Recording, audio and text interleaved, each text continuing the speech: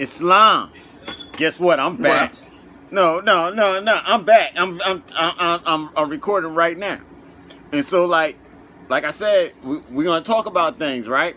So right now, I have a young lady here. She's gonna remain anonymous for the things that she's going through in her life, and we're not gonna get into her life like that.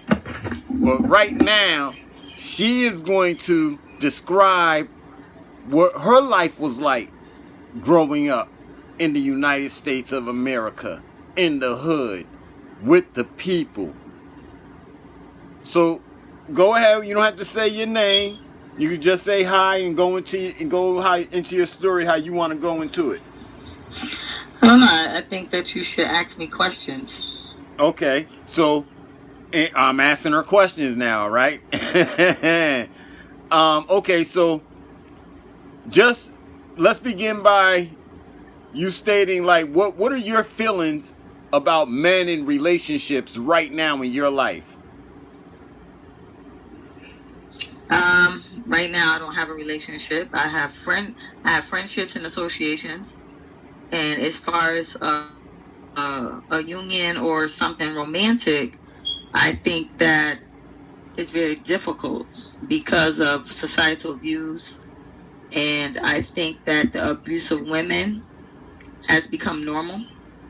And I think economics have now led the way to, guide relationships in different aspects. So people are no longer getting together to have the family, or they're really doing it for popularity, or what kind of job you have, or maybe the family connections and things of that nature. So it's all basically based on networking versus love and unity and, just that spiritual connection. So it's really kind of hard to find someone spiritually, especially if their spirit's not right, and if they've been through a lot of things and things are not settled in for them. They haven't accepted it or analyzed it and grew from it. So me personally, myself, I don't think it's what the man has, like as far as monetary. I think the main important thing for me is he really a man? Because regardless of what we do as people, we still have to beat these streets down to get what we want. And it's two is more powerful than one.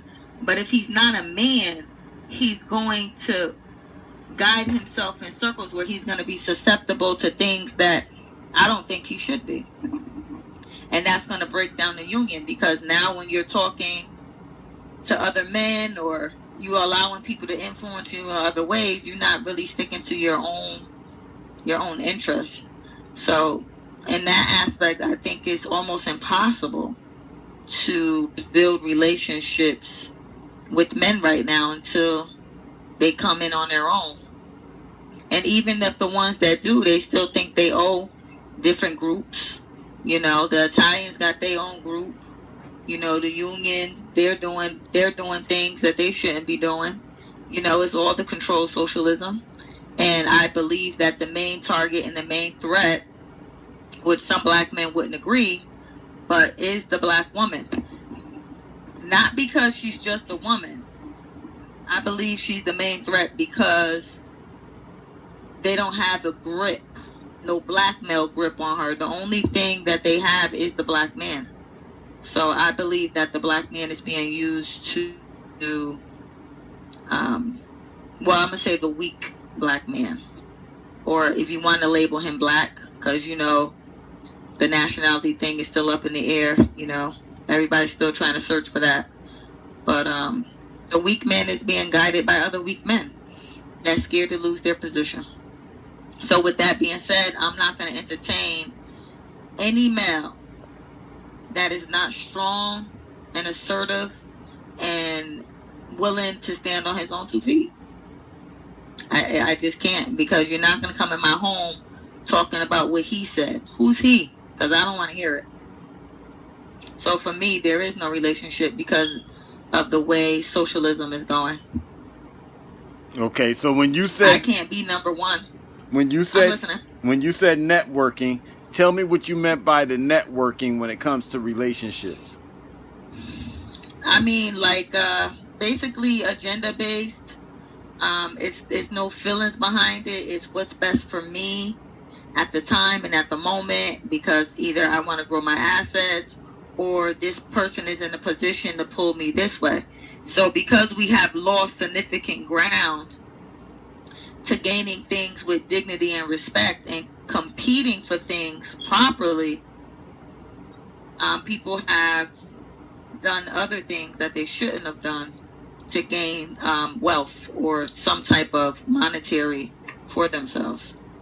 And it tears down the relationships with other people, especially man and woman.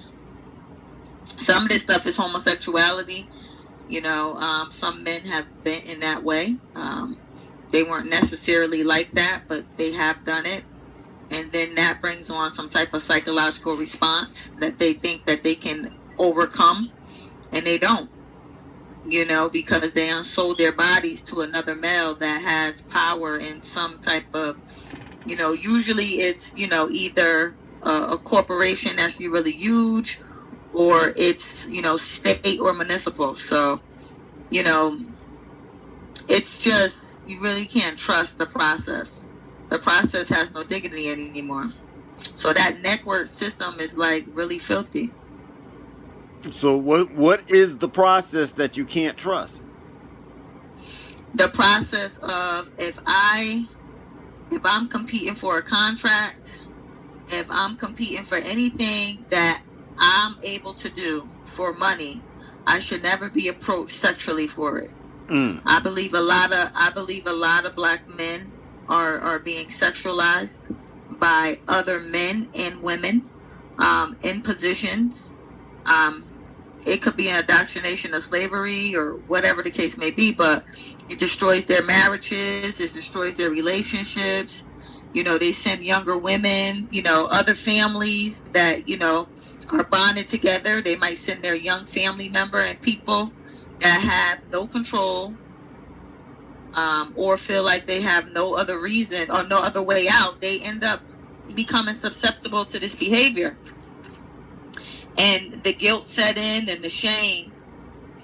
And how do you have a relationship past that when a person can't even accept the way they got their money? And this is what's going on. Wow. So that's heavy when we consider the crack era and how many women had to go back in the house and look at their children, whether or not they was putting food on the table, but they had to go back and look in their children's face how they earned their money. I mean, that has to be shameful. I was definitely one of those kids, but I'll say this: a lot of the men was at the table too. No, I just meant it on the women's side, and I know men was at the table. I just meant you're a mother, you're going home, and now you got to look your children in the face. Father, the thing is, when one parent falls short, the other one's supposed to pick it up. Yes, ma'am. And a lot of I know a lot of the fathers probably there physically, but then not there at all. So, you know, and that's why I mean, I think both sides suffer from being absent and negligent, and they have paid with their lives. A lot of them are dead. They didn't live long, healthy lives at all. They were being eaten alive by capitalism, from greedy people, from programs to federal programs. Their kids was being put in DOC to make another profit when they really was supposed to be treating the problem and trying to cure the family. They were not doing that. They're still not doing that. They're just now trying to clean it up. And I believe the only reason why they're trying to clean it up is because we're giving them pussy and dick. Not to say it all raunchy like that, but a lot of people are fucking the Europeans. And when you're sleeping with somebody, they're happy. Their serotonin kicks in. They're like, oh, this feels so good. And this, that, and the third. What policy you need me to change now? So now it's like you're giving them babies and everything else. And now it's like, oh, let them smoke weed. I mean, you know, we did wrong. Because now they getting them lap dances. But when we was real heavy on not giving them no sex, it was all hell. They wanted to buy it or whatever. And I believe because they got a piece of our culture, our history, and, you know, kids that semi-look ethnic. This is where the change came in, because they abused our dark babies. They abused the light-skinned people that was from the 70s. But now that we're in the 2000s and the 90s, they're getting their way. So now it's like, well, we killed at least 5 million of them. I guess, their numbers have dwindled. They're giving us what we want. That's what I think it is. Because now that sex it's always been about sex. It's always been about sex, control, and money. And it's like a rapist. I'm going to give you drugs. Are you going to drop your drugs now? Okay, so the drugs didn't do it. I'm going to take your housing. Are you going to give me some ass now? I'm not going to let you apply for this job. I'm going to play with the paperwork. Are you going to give me some ass now? So now you find yourself in a situation where you're joining things that you probably shouldn't join, because you should be in your family, with your wife and your kids. But that was never the thing, because the black man was never supposed to be with the black woman. The black woman's supposed to be with a white guy. The black man was supposed to be with any other ethnicity but a black woman, or someone that doesn't look too black. And now that's being a trend now. Everybody's happy. But let it go back to the 70s. You're gonna see attitudes and sucking teeth. We can't get what we're getting when you just see how they react. They're gonna be in these streets, the police, harassing people, because it's about sex. I'm about 100% sure they get to hug their little ethnic babies, like, go to the cookouts. I'm disgusted by the whole situation, because it's supposed to have been happened a long time ago. And the only thing I can think of is because we gave them mulatto kids, pacified their behavior. And I feel like, as a black woman and a dark-skinned black woman, I'm not pacifying shit. I'm not giving you no ass. I'm not kissing your ass. I'm going to tell you like it is. My men is under some type of restriction. Some of them are sick in the head. I get it. But you're not getting that from me, though. So the relationship that I don't have with a male is because of what's going on here. That stimulates all the way back to slavery, all the way up forward. And it's the same thing. It's always the fetish for the dark skin. I want it. I need it. I gotta have it. And I'm tired of it.